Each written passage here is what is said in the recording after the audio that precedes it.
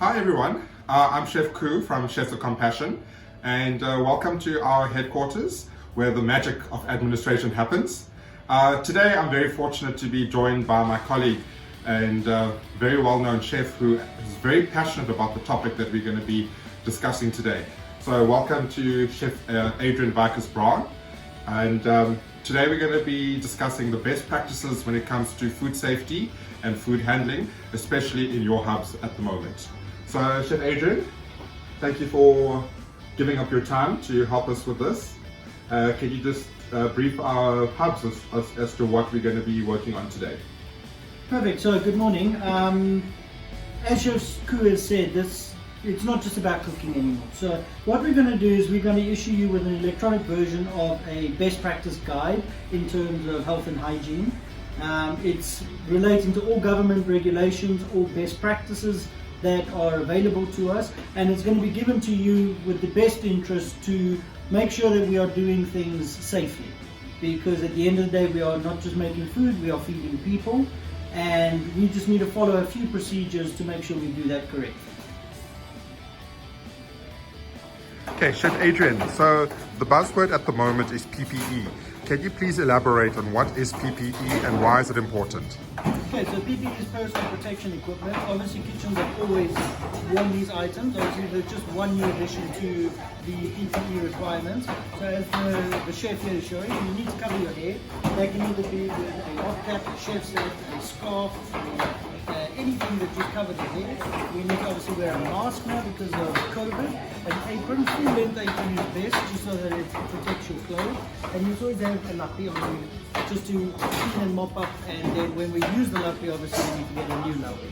So this would be a suggested wear, not necessarily chef wear, but you need to have those three vital components.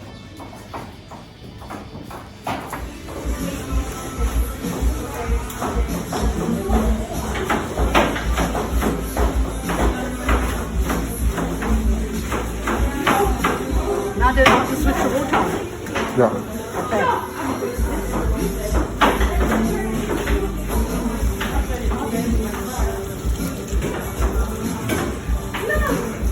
Oh, it's nice and warm this water. Oh, I like it. Are you still having good? Chef Adrian, can you talk us through the production workflow? Perfect. So obviously you're going to get your ingredients in a very raw format. These products need to be broken down into work stages, so we call it like a dirty stage, a prep stage, and a cooking stage. So you'll receive your product and take it out of its packaging. It must come out of its packaging as soon as you receive it. Put it in some form of container. Then we're going to start with the basic wash down. So give everything a good rinse. So you'll see here we've taken it from receiving, it's come out of its boxes, we've given it a wash, we've separated it. Then what you'll do is you'll go into a basic production of your product. So you're now going to break it down into manageable sizes and get rid of skins and everything, and then you'll see you just place it ready for the cooking process. The cooking process then will take all the dirty stages out of it, so you're only working with clean product, and that ensures that there's no cross-contamination, there's no bacterial interference from dirty to clean. So it's very important that we get that dirty stage out of the way, go into a secondary processing stage, but we're not cooking yet. Okay, Chef, so we have seen how the produce has been sorted out. You would then recommend that all produce gets washed? Definitely. All produce should be washed, again, because we've rescued food. So if you can have a look here, we've got two different processes happening. We're breaking down the primary vegetables, so removing the roots and the outer leaves. Then what would happen is it comes and gets a wash with a rinse. Ideally, if you can and you've got the right microcide chemicals, we would use that, but a good wash with water and making sure our end product does reach the correct temperatures, which we will elaborate on later. But basically removing any soils or any particles that is not part of this vegetable. Okay, Chef, can you talk us through the basic prep? Right, so now that we've cleaned the product and we've removed any products that don't conform to good hygiene, so if they're moldy or anything, get rid of all of those ones. You're going to follow a basic preparation method where we break down the product. As you can see, the chef here is removing the insides and the pits and the seeds. That's going into a waste bin. That bin is separate from normal waste because it's organic waste. It can be used for something. You don't want to waste that. Then she's going to move into the cooked product. The product that's going to be cooked is going to go into its own container, and again, that will join the line. Okay. Chef, can you just elaborate on this organic waste? What can the hubs use this for? This can be used for fertilizers, this can be used for putting into soils. It can also be used in feeding of animals, so pig farmers. If you've got any cattle or something at home, you just give it to them. If you've got any chickens or any animals that can eat food, we'll use that. We don't want to throw usable food away. The only thing that goes into bins is food that is completely spoiled or it is not usable, fit for consumption. So this again highlighting the major value of Chefs of Compassion, that we don't waste food. Definitely. We must always remember Chefs with Compassion is a rescue organization. We've taken product that has been deemed for the bins, but there's absolutely nothing wrong with it. So it would be a great travesty if we were then to go and waste it. The idea of this Chefs with Compassion is to not waste food, and anything that can be eaten should be eaten. Chef Adrian, what is going on at the station? Right, so this is a sanitizing process which ideally should be done after every separate task. So Chef was busy with butternut, he's obviously going to move on to something else now. He needs to wipe down, sanitize and clean, change the cords, and then he can start with the next process. This is to eliminate cross-contamination and the possibility of any form of contaminant, be it bacteria or physical, from entering the next product cycle. Okay, Chef, so one of the protein components of the soup is dried beans. Can you please talk us through the preparation and cooking of the beans? For sure. So definitely the beans need to be washed. So when you receive them in whatever packaging it comes in, again, we need to remove that packaging and get it away from the cooking area or the preparation area. Then we're going to wash the beans. So get a nice big container of water, a single water, and give those beans a good rinse. Drain them off, and then we need to soak them overnight in 3 times its volume of water. So if you get a kilo of beans, you need to do 3 liters of water, and we soak them overnight. Then the next morning or the afternoon thereafter, you're going to remove all that water, take the beans and put them into your pot, and then you're going to start cooking them. A quick tip on that, don't rapidly boil them or you're going to break the beans, and any beans that have split will just become mush. So a nice gentle simmer in cooking of your beans. Just to add on to there, so the reason that the beans need to be soaked, is it because they expand? They expand, and when you get them, they're going to be very hard and very dry. There's no moisture content in them at all. And if you were to cook those in their current state, before they are cooked, they're just going to fall apart. So they'll disintegrate. So they're going to swell about twice their size when they have been soaked, and then when they cook, they're going to look like this. Nice, fluffy, and soft and tender. Chef, can you please tell us why is it important to control our temperature? Well, in a nutshell, bacteria has a danger zone, and in certain temperatures it multiplies, and at certain temperatures it gets killed off. That temperature zone you need a thermometer for. But a good rule of thumb is if your food is boiling rapidly like this one currently is, that's already at boiling point. It's well over the danger zone. So what is very important is any meal that you're cooking that is going to be served hot, or is going to go through a cold cycle, so go cold then hot, needs to get to a boil stage for at least a good 10 minutes, just to make sure that any pathogens are killed off. So please make sure your food that you are going to be serving does boil.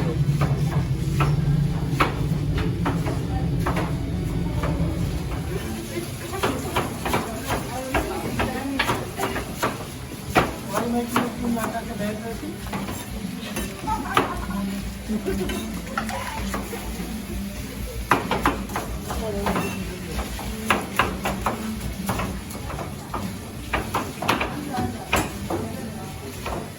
Okay, so Chef Adrian, we've reached the point of now adding in the stock or soup powder. Can you please tell us about the process?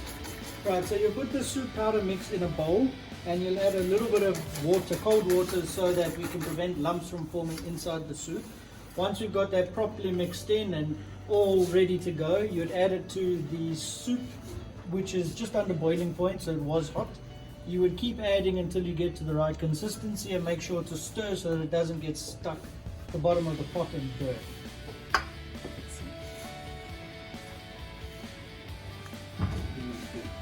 So once you've got the soup thick and everything's back up to temperature, you can give it a light blending. Either with a food processor or if you have a stick blender, makes it a little bit easier. But the goal is to break down the soup just a little bit so it's nice and hearty, chunky. It's going to change the color of the soup. It's going to make it a lot easier to portion out and eat at the same time. So just give it about a 50% blend, so we've still got some pieces, but it just makes it a better hearty soup.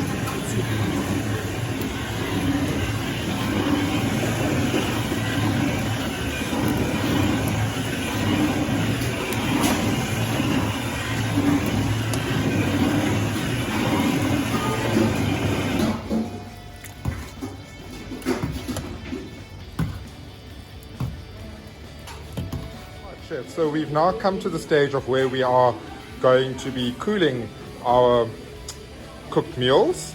Can you please tell me the setup that you have here?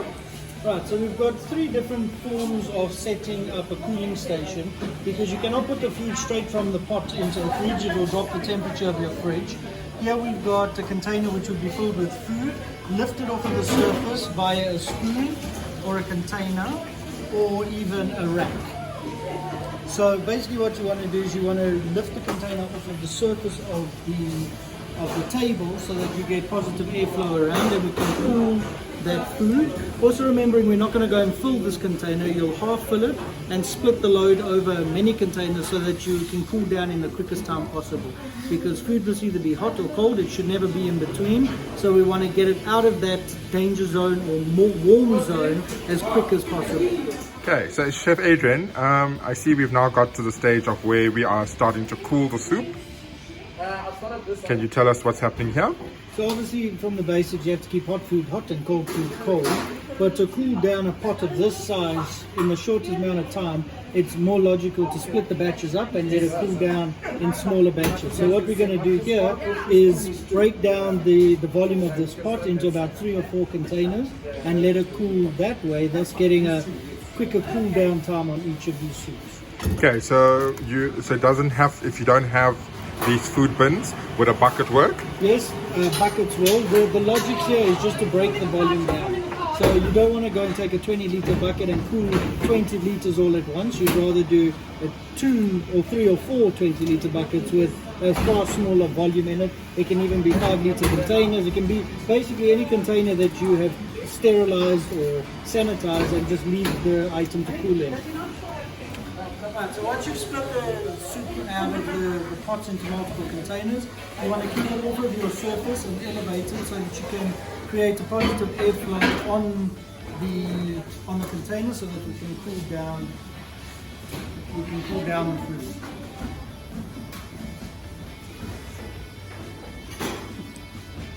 Chef Adrian, it's been a wonderful day being spent with you. Thank you for your insight. Thank you for your knowledge.